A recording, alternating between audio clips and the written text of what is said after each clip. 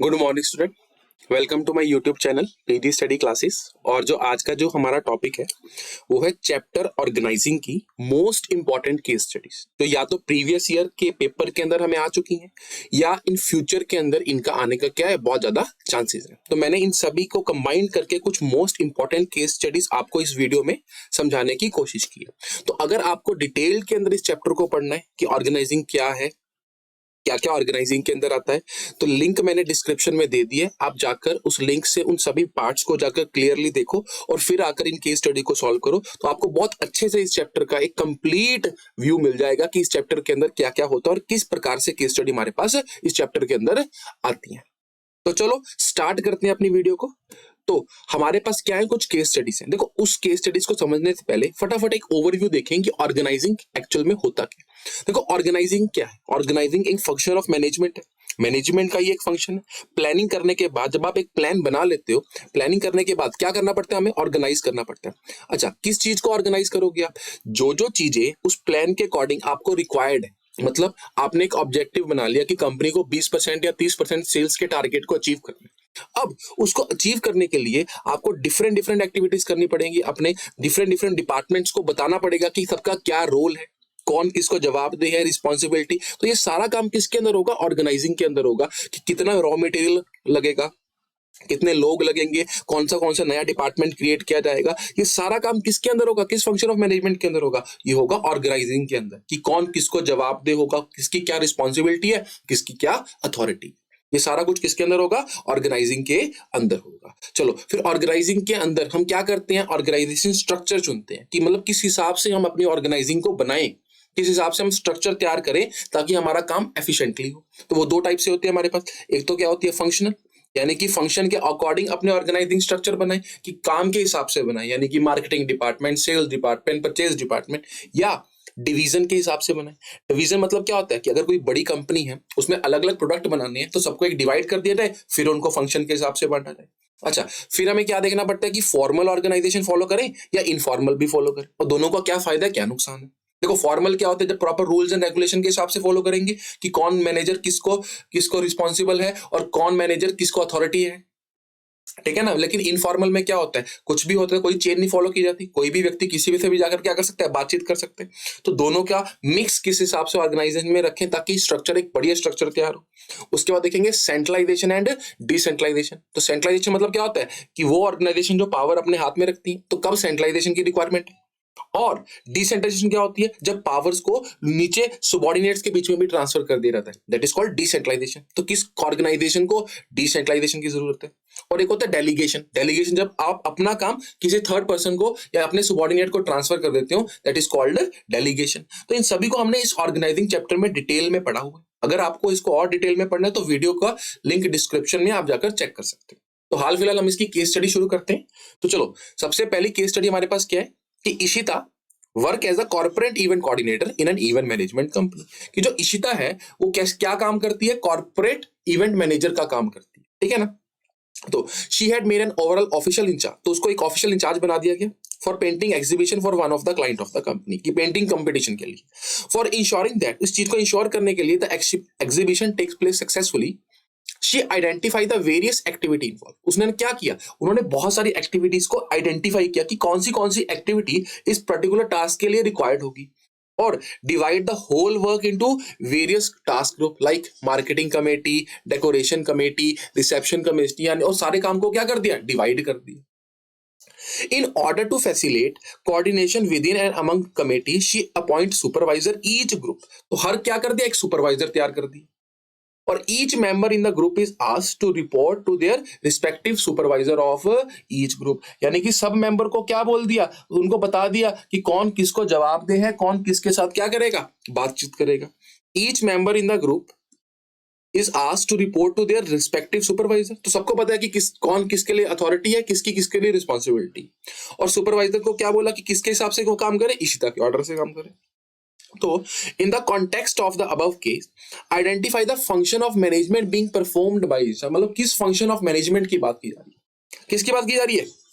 Organising की। इशिता क्या कर रही है, सब कुछ ऑर्गेनाइज ही कर रही है ना, डिफरेंट डिफरेंट डिपार्टमेंट्स में बांट रही है, फिर उसके हिसाब से उनको काम दे रही है, रिपोर्टिंग रिलेशन सेटअप कर रही है। तो क्या किया गया, ऑर्गेनाइज किया गया सारे उस काम को कि कैसे वो वर्क को अचीव किया जाए।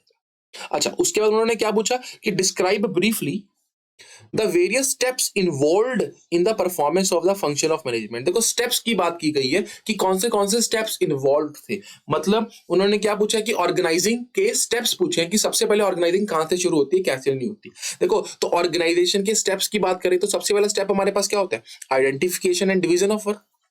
तो देखो जैसे यहां पर हमारे पास क्या पॉइंट आया कि she identify the various activity, तो आइडेंटिफाई किया और काम को क्या कर दिया, डिफरेंट डिफरेंट पार्ट्स में बांट दिया गया, ठीक है ना। और सभी को कोऑर्डिनेट करने के, तो सबसे पहला हमारे पास क्या आया, identification and division of work. अच्छा, उसके बाद उन्होंने डिफरेंट डिफरेंट कमेटीज में बांट दिया, मतलब एक मार्केटिंग एक स्ट्रक्चर बना दिया, यानी कि डिपार्टमेंटलाइजेशन कर दिया, marketing committee, decoration committee, reception committee. तो सबसे पहला स्टेप कौन सा फॉलो किया ऑर्गेनाइजेशन का, आइडेंटिफाई किया और डिवीजन ऑफ वर्क किया। अच्छा, उसके बाद क्या किया, डिपार्टमेंटलाइजेशन, मतलब डिफरेंट डिफरेंट कमेटीज बना दी गई, तो डिपार्टमेंटलाइजेशन किया गया, यानी कि एक स्ट्रक्चर तैयार की गई, फंक्शनल स्ट्रक्चर की काम के हिसाब से सारी कमेटीज बना दी गई। अच्छा, उसके बाद क्या गया, सबको ईच सुपरवाइजर को हमने बता दिया कि क्या किसका काम है, मतलब सबको पूरा प्रॉपरली काम समझा दिया गया, यानी कि क्या कर दिया गया, ड्यूटी असाइन कर दी गई, असाइनमेंट ऑफ ड्यूटीज। अच्छा, उसके बाद क्या कर दिया गया कि हर मेंबर को यह भी बता दिया गया कौन किसको रिपोर्ट करेगा और सारी इशिता को रिपोर्ट करेंगे, यानी कि इस्टेब्लिश कर दिया क्या, रिपोर्टिंग रिलेशनशिप की कौन किसको रिपोर्ट करेगा। तो that is what called steps of the organizing. तो किस फंक्शन की बात करी थी हमने, ऑर्गेनाइजिंग की बात करी थी इसके अंदर। चलो नेक्स्ट हमारे पास क्या है कि Zeman Limited is a manufacturer of electronic goods based in Pune. On the one hand, it deals in an item like books, musical instruments, and on the other hand, it deals in a laptop and mobile phone. The company had a functional structure with separate head for production, marketing and finance. मतलब क्या बोला उन्होंने कि Zeman Limited एक electronic goods based company है, वो books और musical instrument में भी डील कर रही है और लैपटॉप और मोबाइल फोन में भी डील कर रही है, लेकिन उन्होंने स्ट्रक्चर कौन सी फॉलो कर रखी है, फंक्शनल स्ट्रक्चर, यानी कि काम के हिसाब से अपने डिपार्टमेंट को बांट रखा है, प्रोडक्शन, मार्केटिंग और finance. All the functional head were looking after the product, but at the time there activity क्या हो जाती है, ओवरलैप्ड हो जाती है, मतलब बार बार सेम या कंफ्यूज हो जाते हैं। This leads to problem related to coordination, होगा ही होगा, और inter departmental conflict. To facilitate specialization, the CEO of the company decided to group books, musical instrument under media and laptop, and mobile phone under consumer electronic. मतलब उन्होंने क्या कर दिया, काम को बांट दिया, मतलब पार्ट्स, डिविजन्स कर दी काम की, कि मीडिया एंड लैपटॉप के अंदर ये लैपटॉप वाली चीजें आ रहेंगी और मोबाइल फोन है वो कंज्यूमर इलेक्ट्रॉनिक के अंदर आ जाएंगे। While doing so, Ramit has performed a step, उसने एक स्टेप परफॉर्म किया in the process of one of the function of management. तो देखो सबसे पहले तो किस फंक्शन की बात की गई है, क्या किया उन्होंने, सब कुछ ऑर्गेनाइज किया ना डिफरेंट डिफरेंट डिपार्टमेंट के हिसाब से, तो ऑर्गेनाइजेशन की बात की गई है। और ऑर्गेनाइजेशन में हमने पढ़ा था 4 स्टेप थे हमारे पास, सबसे पहले identify and division of work, तो ये तो नहीं हो रखा।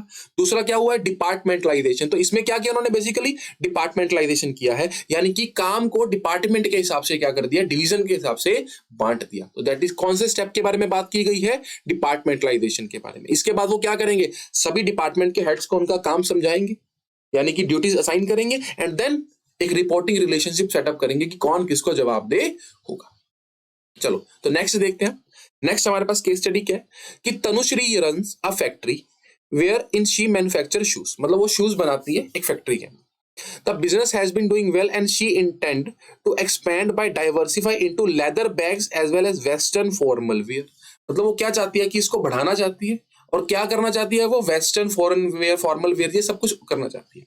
Thereby making her company a complete provider of corporate wears, मतलब अपनी कंपनी को किस हिसाब से बनाना चाहती है, वो कॉर्पोरेट वेयर के हिसाब से बनाना। This will enable her to market her business unit as one shop for working women, मतलब एक यूनिट बन जाए कि वर्किंग वुमेन के लिए सब कुछ वहीं से मिल जाए। मतलब वो क्या कर रही है, एक फैक्ट्री थी उसकी शूज की, लेकिन वो अब क्या करना चाहती है, लेदर बैग्स, फॉर्मल वियर, सब कुछ बनाना चाहती है।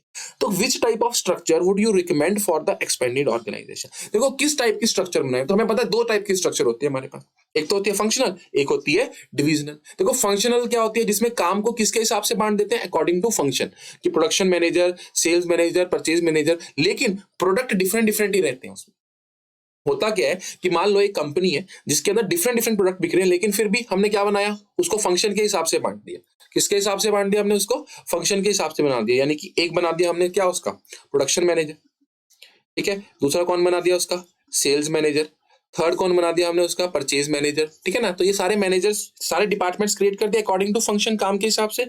और अब प्रोडक्शन मैनेजर को क्या रिस्पॉन्सिबिलिटी है कि वो शूज भी बना रहा है, बैग्स भी बना रहा है, फॉर्मल वेयर भी बना रहा है। तो इसमें क्या होगा, काम ओवरलैप होगा, दिक्कतें आएंगी, क्योंकि एक ही प्रोडक्शन वाला है। अब वो किस चीज को देखे, वो शूज के लिए रॉ मटेरियल खरीदे या फॉर्मल वेयर के लिए खरीदे। तो आप इस केस में किसको रेकमेंड करेंगे, इस केस में रेकमेंड करेंगे डिविजनल स्ट्रक्चर को। मतलब सबसे पहले काम को क्या कर दिया जाए, डिवीजन के हिसाब से बांट दिया जाए, यानी कि एक डिवीजन बना दी जाए किसकी, शूज की, दूसरी डिवीजन किसकी बना दी जाए, बैग्स की, और थर्ड किसकी बना दी जाए, फॉर्मल वेयर्स की। और फिर शूज के अंदर क्या किया जाए, डिपार्टमेंट बनाए जाए अलग अलग, कि फंक्शनल डिपार्टमेंट, मतलब प्रोडक्शन डिपार्टमेंट क्या होगा, सेल्स डिपार्टमेंट, परचेज, फिर इसमें भी परचेज, सेल्स, ये, ठीक है ना। तो इससे क्या होगा, काम बहुत ज्यादा इफेक्टिवली होगा, और एक शॉप, एक हर डिवीजन के अंदर उसको क्या मिलेगी, सफलता मिलेगी। लेकिन अगर हम बात करें कि अगर फंक्शनल बनाएंगे तो क्या ये काम अच्छे से चल पाएगा, नहीं, ओवरलैपिंग होगी, बिकॉज अब एक प्रोडक्ट नहीं है, बहुत सारे क्या होंगे, प्रोडक्ट। चलो, तो इसमें किसको फॉलो किया गया, डिविजनल स्ट्रक्चर को फॉलो किया गया। चलो, तो अगला देखते हैं हम। अगला हमारे पास क्या है कि the directors of Gunjan limited, the director of Gunjan limited an organization manufacturing colour television, ठीक है, have asked their production manager to achieve a target of production of 150 television per day. मतलब कितने का टारगेट दिया उन्होंने, 150 टेलीविजन पर डे का target दिया गया। किसने दिया, गुंजन लिमिटेड ने अपने डायरेक्टर को दिया। The production manager has asked his foreman, आगे प्रोडक्शन मैनेजर ने किसको बोल दिया, फोरमैन को बोल दिया कि to achieve this target, but he did not give the authority for the requisition of tools and material from the store department. मतलब उसको टारगेट, फोरमैन को ये तो बोल दिया कि आपको ये काम करना है, लेकिन कोई भी किसी भी प्रकार की उसको क्या दी गई, अथॉरिटी दी गई, नहीं दी गई। तो the foreman could not achieve the desired target, ठीक है ना। Can the director blame the production manager, and can the production management blame his foreman for achieving the target. देखो, अब सिंपल सी बात है, जो हमारा डायरेक्टर था उसने वो काम किसको दिया था, उसने वो काम दिया था प्रोडक्शन मैनेजर को। आगे प्रोडक्शन मैनेजर ने उस काम को डेलीगेट कर दिया, किसको, अपने फोरमैन को कर दिया। लेकिन जो अथॉरिटी थी, जो अकाउंटेबिलिटी थी, वो किसकी थी, वो अकाउंटेबिलिटी तो प्रोडक्शन मैनेजर की होगी ना, बिकॉज डायरेक्टर ने तो प्रोडक्शन मैनेजर को काम दिया। तो अकाउंटेबिलिटी क्या ट्रांसफर होती है, नहीं, सिर्फ अथॉरिटी और रिस्पॉन्सिबिलिटी ट्रांसफर कर सकते हैं, अकाउंटेबिलिटी मतलब जवाबदेही ट्रांसफर नहीं कर सकते। तो क्या डायरेक्टर ब्लेम करेगा, यस। क्यों ब्लेम करेगा, because of principle of absoluteness of accountability. किस प्रिंसिपल की वजह से, एब्सोल्यूटनेस ऑफ अकाउंटेबिलिटी, मतलब जवाबदेही तो रहेगी ही रहेगी। और क्या प्रोडक्शन मैनेजर ब्लेम करेगा फॉरमैन को, नहीं, प्रोडक्शन मैनेजर क्यों नहीं ब्लेम कर सकता, क्योंकि अथॉरिटी तो दी लेकिन रिस्पॉन्सिबिलिटी नहीं दी। तो किस प्रिंसिपल के बारे में बात कर रहे हैं, ये सेकंड चैप्टर के अंदर हमने पढ़ा है, कौन सा प्रिंसिपल, अथॉरिटी एंड रिस्पॉन्सिबिलिटी फ्यूल का प्रिंसिपल। उस प्रिंसिपल को इन्होंने क्या किया, लैग किया इस क्वेश्चन के। तो अब हाँ, डायरेक्टर ब्लेम कर सकता है प्रोडक्शन मैनेजर को, लेकिन प्रोडक्शन मैनेजर ब्लेम नहीं कर सकता, क्योंकि उसने अथॉरिटी तो दी है लेकिन रिस्पॉन्सिबिलिटी पूरी नहीं थी। चलो, तो नेक्स्ट देखते हैं हम। अगला हमारे पास क्या है, क्या truck manufacturing company has its registered office in Delhi, manufacture unit at Gurgaon and marketing department is located in Faridabad. मतलब मैन्युफैक्चरिंग यूनिट कहाँ है, गुड़गांव के अंदर है, मार्केटिंग डिपार्टमेंट फरीदाबाद के अंदर है, और रजिस्टर्ड ऑफिस दिल्ली के अंदर। कंपनी क्या करती है, अलग अलग टाइप के ट्रक्स बनाती है। तो which type of organization structure should it adopt to achieve this target. देखो, कंपनी ट्रक की है और ट्रक ही बना रही है, चाहे उसमें टाइप्स अलग है, लेकिन बना तो ट्रक ही रही है ना, प्रोडक्ट तो एक ही है ना। तो इसमें क्या चलेगा हमारे पास, इसमें चलेगी हमारे पास फंक्शनल स्ट्रक्चर। चलो, तो नेक्स्ट देखते हैं हम। नेक्स्ट हमारे पास क्या है कि Sudhir is working as a purchase manager in a power sector company. Sudhir जो है वो परचेज मैनेजर के रूप में काम कर रहा है पावर सेक्टर कंपनी के अंदर। All his subordinate hold him in high regard for his exceptional managerial skills। मतलब उसके जो मैनेजरियल स्किल्स हैं वो बहुत एक्सेप्शनल है, जिसलिए सभी उसकी क्या करते हैं, रिस्पेक्ट करते हैं। On one hand, as a manager, he is tough task master, मतलब एक तरफ तो वो बहुत ज्यादा क्या है, टफ है, and expect strict compliance to the organization rules and procedures from his subordinate, मतलब proper rules and regulation follow करता है। और on the other hand, मतलब दूसरी तरफ, he makes conscious effort to develop rapport with his subordinate by interacting freely। मतलब एक तरफ तो वो पूरा टफ है, काम के टाइम पे वो टफ है, लेकिन वो अपना एफर्ट्स भी करता रहता है ताकि अपने subordinate के साथ फ्रीली इंटरेक्ट कर सके। कब, ड्यूरिंग लंच ब्रेक, मतलब काम के अलावा, इन cafeteria. Many a time this chit chat help him to get insight into view and opinion of his team, मतलब उसको फायदा भी मिलता है, ठीक है ना, about the policies of the organization and identify and explain the two type of organization. देखो इसमें किस टाइप के ऑर्गेनाइजेशन हमने फॉलो करेगी, इसमें हमने फॉर्मल भी करी है और सुधीर ने इनफॉर्मल भी करी है। तो फॉर्मल कैसे करी, जब वो एक टफ मास्टर है, proper rules and regulation follow करते हैं, और इनफॉर्मल कब करी, जब वो लंच ब्रेक के टाइम पे उनके साथ इंटरेक्ट करता है, कोई रूल्स फॉलो नहीं करता। तो दोनों के क्या है, अपने फायदे अपने नुकसान। फॉर्मल में काम जल्दी होगा, लेकिन इनफॉर्मल में फीडबैक अच्छी मिलेगी, ठीक है ना, सबके अपने बेनिफिट है अपने नुकसान है। तो इस केस स्टडी में उसने दोनों के बारे में क्या करी है, बात करी है। चलो अब हमारे पास क्या है, a company is manufacturing washing machine, there is well defined system of job with a clear and definite authority, मतलब एक अच्छा खासा सिस्टम है जिसमें अथॉरिटी, रिस्पॉन्सिबिलिटी और अकाउंटेबिलिटी प्रॉपर डिसाइड कर रखी। But people are not allowed to interact beyond their official defined role, मतलब जितना काम करना है ऑफिस के अंदर किया जाए और अकॉर्डिंग टू अथॉरिटी रिस्पॉन्सिबिलिटी के हिसाब से काम किया जाए, उसके हिसाब से और कुछ भी ना किया जाए। The company is not able to adopt the changing business environment. The workforce is also not motivated due to lack of social interaction, मतलब वर्कफोर्स भी देखो सोशल इंटरेक्शन है ही नहीं बिल्कुल भी, आपको सिर्फ अपना काम से मतलब रखना है, तो एक टाइम तो बोर हो जाओगे। Company is facing problem of procedural delay, मतलब डिले हो रहा था काम, और इनएडिक्वेट रिकॉग्निशन ऑफ क्रिएटिव टैलेंट, मतलब जो क्रिएटिव टैलेंट था उसकी किसी प्रकार की कोई भी रिकॉग्नाइजेशन नहीं हो रही थी, पता ही नहीं चल रहा था क्योंकि ये टैलेंट है कि नहीं है। क्यों, क्योंकि कंपनी ने बोल दिया कि ये अथॉरिटी रिस्पॉन्सिबिलिटी है, किसी की सुननी नहीं है, किसी से बात नहीं करनी। तो किससे इस प्रॉब्लम को आप ओवरकम कर सकते हो, देखो फॉर्मल ऑर्गेनाइजेशन तो ऑलरेडी है, तो अगर आपको जो ये प्रॉब्लम आ रही है ना डिले, ये क्या कैसे हो सकती है, इनफॉर्मल, जब आप उनसे इनफॉर्मली जाकर बात करिए, उनके साथ एक रिलेशन बनाया जाए, सोशल इंटरेक्शन की जाए, किसके द्वारा, मैनेजर के द्वारा, ताकि उनकी एक्चुअल में प्रॉब्लम्स पता कर चल सके और फिर उसके हिसाब से उनको मोटिवेट करके काम करवाया जा सके। तो इनफॉर्मल ऑर्गेनाइजेशन बहुत ज्यादा जरूरी है इस केस स्टडी के हिसाब से।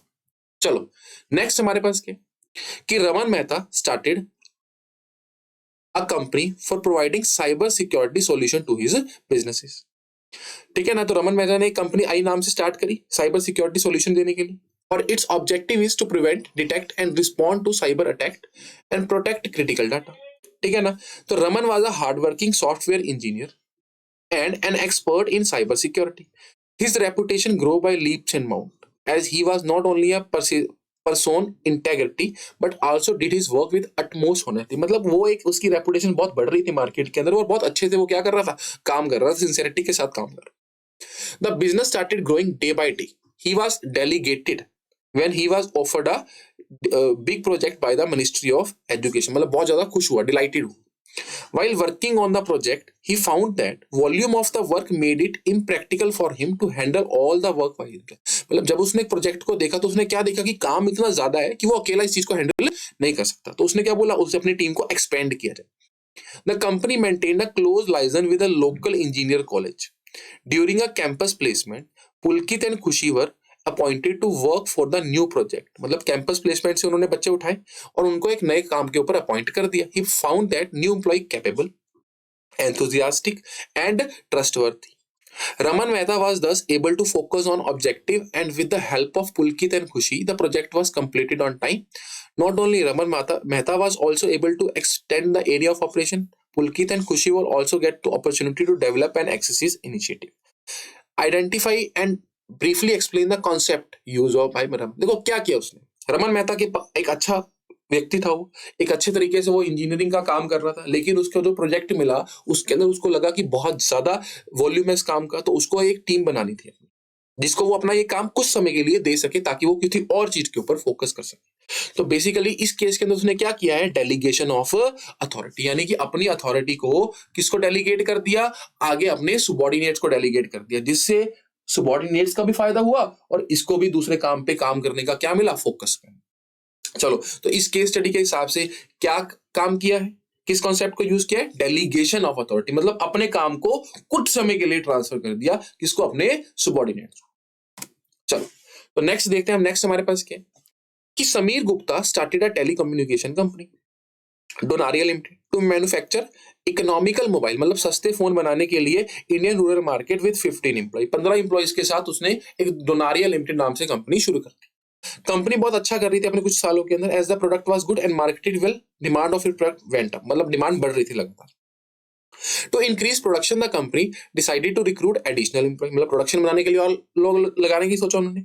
Sameer Gupta, who was earlier taking all the decisions for the company, had to selectively disperse the authority. मतलब उसने selectively अपनी authority को क्या कर दिया, ट्रांसफर कर दिया. He believed that subordinates area are competent, capable and resourceful and can assume responsibility for effective implementation of their risk. मतलब उसके हिसाब से जो उसके subordinate हैं वो competent है, capable है, जो इस authority को उठा सकते हैं. जिसकी वजह से उसको क्या हुआ, कंपनी ने सिर्फ प्रोडक्शन ही नहीं इंक्रीज करी लेकिन उसका प्रोडक्ट रेंज भी क्या हो गया, बढ़ गया. तो देखो इसके अंदर किसकी बात की गई है, इसके अंदर क्या डेलीगेशन की बात की गई है, डिसेंट्रलाइजेशन की बात की गई है. इसमें बात की गई है डिसेंट्रलाइजेशन, क्योंकि समीर गुप्ता ने क्या कर दिया, सारे डिसीजंस को ट्रांसफर कर दिया कि अब कुछ कुछ लेवल के ऊपर डिसीजंस ट्रांसफर करती है. देखो डेलीगेशन का मतलब क्या होता है कि जब आप अपने काम को अपने सबॉर्डिनेट को देते हो कुछ समय के लिए, बस आगे सबॉर्डिनेट नहीं उस काम को देता, सिर्फ आप, क्योंकि आपके ऊपर बहुत ज्यादा वर्कलोड था. लेकिन इस केस के अंदर उसने क्या किया, एक सिस्टम फॉलो कर लिया, सारे डिसीजन अपने हाथ में ना रखकर, सेंट्रलाइज ना रखकर डिसेंट्रलाइज कर दिया. यानी कि कुछ डिसीजन अपने सबॉर्डिनेट को दे दिए, मतलब प्रॉपर एक चेन बना दी. ये नहीं हुआ कि सिर्फ एक व्यक्ति को दिया, प्रॉपर एक चेन सिस्टम बना दिया. तो दैट इज कॉल्ड डिसेंट्रलाइजेशन. तो डिसेंट्रलाइजेशन में बेसिकली क्या होता है, ग्रुप ऑफ डेलीगेशन. मतलब जब आप अपनी अथॉरिटी को डेलीगेट करते रहते हो थोड़ी थोड़ी जगह पर, उनको सबको मिलाकर क्या बनता है, डिसेंट्रलाइजेशन बनता है हमारे. चलो तो अगला केस स्टडी देखते हैं. At alpha limited all expenses bills of employees are processed by general manager himself. मतलब सारे खर्चे कौन देखता है, जनरल मैनेजर खुद देखता है. He feel quite overburden. He decide to delegate this work to deputy general manager. But after some time, the deputy general manager also dispersed the authority to various levels throughout the organization. Now all the bill for traveling are processed through respective department supervisor. Name the concept of management highlighted in the above case before and after delegation of authority. देखो delegation of authority मतलब authority transfer करने से पहले जो general manager था वो सारे decision खुद ले रहा था, तो मतलब वो क्या था, सेंट्रलाइज सिस्टम फॉलो कर रहा था. लेकिन उसके बाद उन्होंने क्या कर दिया, अपनी अथॉरिटी को डेलीगेट किया, आगे एक सिस्टम बना दिया कि अथॉरिटी डिफरेंट लेवल के थ्रू पास होकर चली गई. तो दैट इज कॉल्ड डिसेंट्रलाइजेशन. मतलब अब सारा डिसीजन मेकिंग एक व्यक्ति के हाथ में नहीं है, बहुत सारे व्यक्तियों के हाथ में पहुंच चुकी है. तो ये था हमारे पास ऑर्गेनाइजिंग चैप्टर की मोस्ट इंपॉर्टेंट केस स्टडी, जो पिछले कुछ प्रीवियस साल से आ भी रही है रेपिटेडली, और आने वाले साल के अंदर क्या है, बहुत सारी इंपॉर्टेंट केस स्टडी भी मैंने इसके अंदर डिस्कस करती. Thank you.